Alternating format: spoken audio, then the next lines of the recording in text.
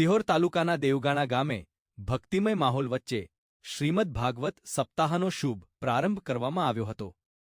ગામમાં ધાર્મિક ઉત્સાહ અને શ્રદ્ધાનો અનોખો માહોલ સર્જાયો હતો.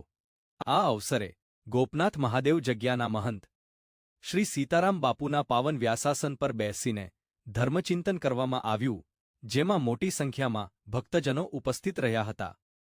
શ્રીમદ ભાગવત સપ્તાહ નિમિત્તે ગામમાં ભવ્ય શોભાયાત્રા પણ યોજાઈ હતી.